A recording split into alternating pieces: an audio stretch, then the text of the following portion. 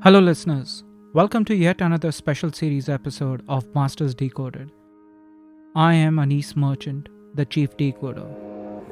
You are listening to the fifth part of the special series Digital Transformation Myths. Continuing on the journey to decode the digital transformation myths, today I would be covering the next four myths. The program is one off and delivered by a SWAT team, IT team largely led. Second, digital transformation is for B2C companies only.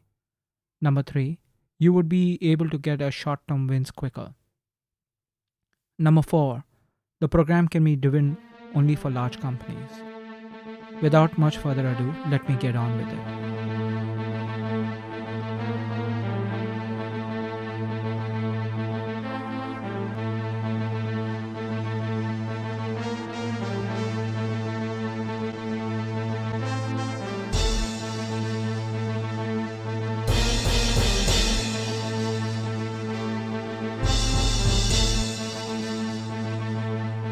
Number one, the program is one off and delivered by a SWAT team, IT team mainly led. Digital transformation undoubtedly involves technology, but they are only tools or levers to unlock a higher goal. A digital transformation strategy should begin and end with identified business value. Implementing new technology is not transformative unless it's accompanied by cultural, process, and customer centric initiatives. In other words, don't pursue technology for technology's sake. Furthermore, digital transformation is very rarely, if ever, a single technology. Multiple technologies need to work together to achieve business critical objectives. These various technologies would touch different departments across the organization and various functional areas.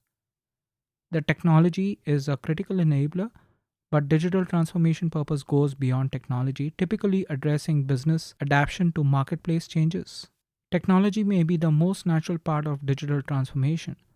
Digital transformation requires evolving the organization culture and ways of working, which can lead to a real impact on the organization. Successful cultural change typically takes deliberate investments in hiring, training, and performance management with consistent, visible support from the executive leadership and involvement across functions. Resting the laurels on a single department like IT would lead to a catastrophic failure within an organization. Though CIO can drive leadership, it is just not a responsibility of IT function to its entirety. As covered in my previous episode, digital transformation is a continuous program and needs involvement from everyone within the organization. Embrace the inevitable and prepare for constant change.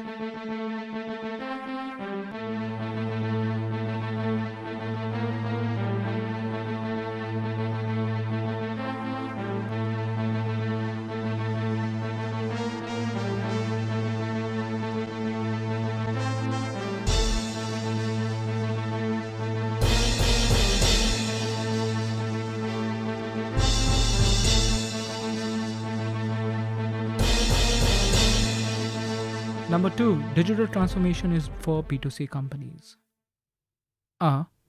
Is all you can think of yourself? The whole thing doesn't sound natural. It's unfamiliar and will potentially lots of changes. Wait a minute, you say, my industry isn't tech related. It isn't B2C where some end user customer experience needs to be designed. Maybe I don't have to be worried about this stuff after all. This isn't the case, my friend. Whether it's manufacturing business increasing efficiency through an automated line, or governments reducing bureaucracy through increasing efficiency through or governments reducing bureaucracy through connected interagency databases and increasing overall better user experience for citizens, all sectors have much to gain through digital transformation. Even businesses that have been slow to come around will be affected by new technologies around the corner. The mining industry has leveraged the Internet of Things by tracking and monitoring equipment to increase efficiency and responsiveness. Simply put, B2B digital transformation involves digital solutions to streamline processes and involve customer experience. While earlier B2B digital transformation were focused on improving efficiency, recent transformations have shifted to improve buyer experience. B2B digital transformation looks different for each company, but often involves updating systems, finding digital solutions, and creating a cohesive omni-channel experience both internally and externally. B2B digital transformations are unique from B2C transformations because they are often include reorganizing the selling channels. Some B2C companies choose to restructure to sell directly to the customer through e-commerce channels instead of going through middlemen. No matter how the digital transformation is applied, it always requires an influential culture and a mindset shift.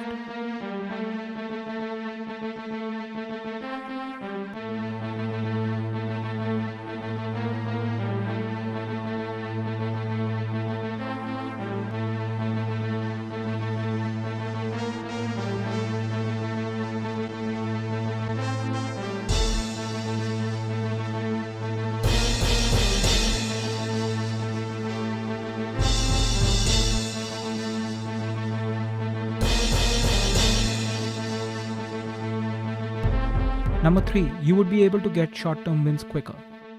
Digital transformation requires a sense of urgency, and at the same time, it is not usually easy to obtain great tangible results in a few months, as in any complex transformations. Building an excellent internal and external story keeps the focus despite foreseeable ups and downs. Gaining support, sharing leadership, resilience, and having some luck will be critical factors to achieve significant progress in the midterm. Modern organizations depend on Agile, but Agile alone is not enough.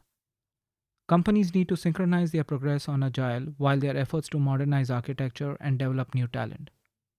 Real transformation takes time, and a renewal effort risks losing momentum if there are no midterm goals to meet and celebrate.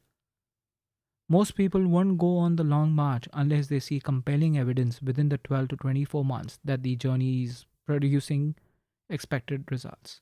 If the promise of short term wins doesn't yield significant results, it will disappoint the midterm and the long term outcomes. 1 to 2 years into a successful transformation effort, you find quality beginning to go up to significant indices or the decline in the net income stopping. You see some successful new product introductions or an upward shift in market share.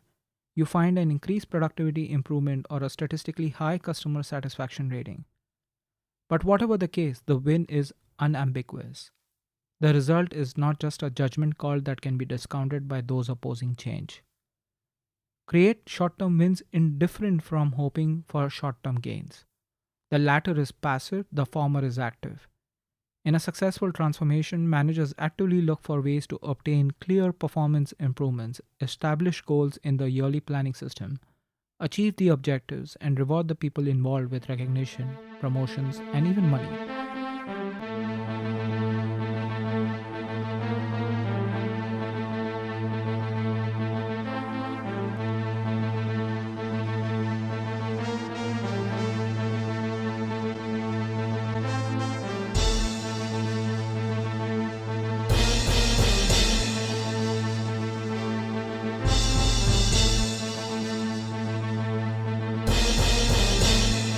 Number 4, the program can be driven for large companies only. Digital transformation is not a software upgrade or a supply chain improvement project. It's a planned digital shock to what may be reasonably functioning system. For example, to launch a digital transformation of business processes, it is necessary to purposefully model those processes with tools that enable creative, empirical situations, and many others. Think, for example, of the software programs that will allow business processes modeling and business simulations. So, as a first step to digitally transform your processes, you need to honestly assess if your company can create digital models that simulate the nuances inherent in its procedures. Simply put, the question is this: can my company model its existing processes? Many companies cannot. That's not a crime. But that means, in all likelihood, that you cannot easily digital transform all of these processes. Remember, too, that the impact of any initiative is ultimately defined by the market share, revenue, and profit. That means that some companies, even if they can model their nuanced processes, may still not able to convince business cases to transform them digitally. In other words, just because it's possible doesn't mean it's going to be profitable. What more, you should keep in mind that your existing business rules, processes, models, and systems may be working just fine, so efforts to transform them digitally may not make sense given the effort's cost and time. Of course, over time, the efficiency of your rules process models, and systems may diminish. When that happens, your company's need for digital transformation could grow. But you don't have to affect digital transformation just for the transformation's sake. You should be able to make the business case, and you should be able to say why certainly that the transformation will successfully streamline some key processes. A great example of small companies or setup driving digital transformation during COVID 19 has completely transformed to meet the needs of the business and also its customers. I hope I have been able to help you demystify and break the myths for these 4 areas. Next week, I will be decoding the next 4 myths for all of you.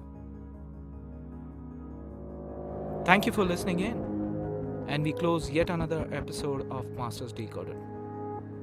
If you've enjoyed the episode, please you can help us out by sharing it on social media. I would personally appreciate that. It's how we can reach more listeners, and the more listeners we have, the more awesome guests I can get in touch and convince to participate in these conversations that are a joy to have for me, and I hope they are a joy for you to listen as well. You can also help a lot leaving reviews on iTunes or your podcast service of choice. Reviews are surprisingly helpful in supporting the podcast to get to more listeners. If this episode has intrigued you, I would request you to subscribe to the podcast to stay up to date and get notified to the future episodes. With that, I bid you and see you in the next episode.